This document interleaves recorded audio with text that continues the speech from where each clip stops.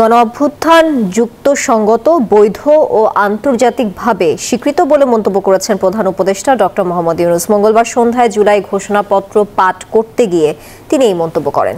জানান ২৮ দফা ঘোষণাপত্রে গণ অভ্যুত্থানকে সাংবিধানিক স্বীকৃতি দিয়ে সংবিধানের তফসিলে ঘোষণাপত্র যুক্ত হবে, আর সেই সঙ্গে আন্দোলনকারীদের আইনি সুরক্ষা দেওয়ার কথা বলেন তিনি। জাতীয় সংসদের দক্ষিণ প্লাজায় জাতীয় সঙ্গীত পরিবেশনার মধ্য দিয়ে শুরু হয় জুলাই ঘোষণাপত্র পাঠ অনুষ্ঠান। প্রধান উপদেষ্টার কণ্ঠে জাতির সামনে তুলে ধরা হয় ঘোষণাপত্রের আদ্যোপান্ত। তুলে ধরা হয় দীর্ঘ ১৬ বছরের ফ্যাসিবাদী, অগণতান্ত্রিক এবং গণবিরোধী শাসন ব্যবস্থা এবং একদলীয় রাষ্ট্র ব্যবস্থা প্রতিষ্ঠার উদ্দেশ্যে সংবিধানের অবৈধ ও অগণতান্ত্রিক পরিবর্তনের কথা। শেখ হাসিনার আওয়ামী লীগ সরকার কিভাবে, কেন বাংলাদেশের সকল রাষ্ট্রীয় ও সাংবিধানিক প্রতিষ্ঠানসমূহকে ধ্বংস করে, সেটাও উল্লেখ করা হয় ঘোষণায়। যেহেতু শেখ হাসিনার ফ্যাসিস্ট সরকারের বিরুদ্ধে রাজনৈতিক দল, ছাত্র, শ্রমিক সংগঠন সহ সমাজের সর্বস্তরের জনগণ গত প্রায় ১৬ বছর যাবৎ নিরন্তর গণতান্ত্রিক সংগ্রাম করে জেল জুলুম, হামলা মামলা, গুম খুন ও বিচার বহির্ভূত হত্যাকাণ্ডের শিকার হয়।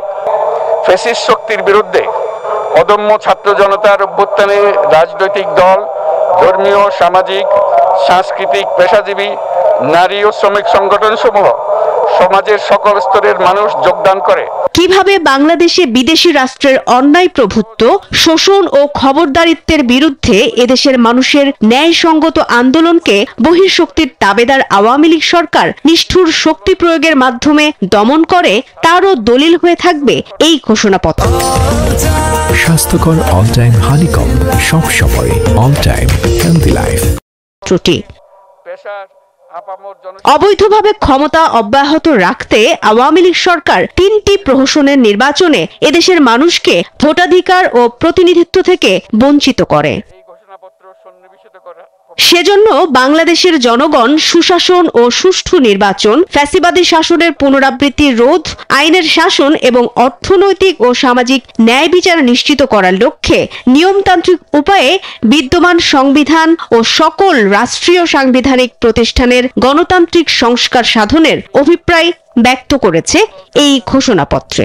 বাংলাদেশের জনগণ বিগত ১৬ বছরের দীর্ঘ ফ্যাসিবাদ বিরোধী আন্দোলন সংগ্রামকালে এবং ২০২৪ সালের জুলাই গণ অভ্যুত্থানকালীন সময়ে ফ্যাসিস্ট আওয়ামী লীগ সরকারের কর্তৃক গুম, খুন, হত্যা, গণহত্যা, মানবতা বিরোধী অপরাধ ও সকল ধরনের নির্যাতন, নিপীড়ন এবং রাষ্ট্রীয় সম্পত্তি লুণ্ঠনের অপরাধসমূহের দ্রুত উপযুক্ত বিচারের দৃঢ় অভিপ্রায় ব্যক্ত করেছে।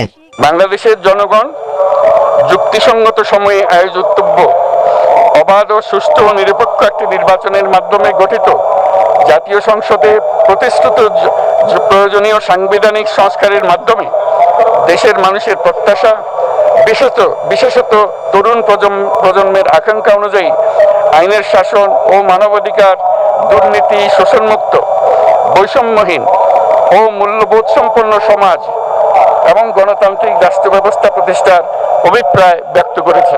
বাংলাদেশের জনগণ জুলাই গণ অভ্যুত্থানের সকল শহীদদের জাতীয় বীর হিসেবে ঘোষণা করে শহীদদের পরিবার, আহত যোদ্ধা এবং আন্দোলনকারী ছাত্র জনতাকে প্রয়োজনীয় সকল আইনি সুরক্ষা দেওয়ার অভিপ্রায় ব্যক্ত করেছে।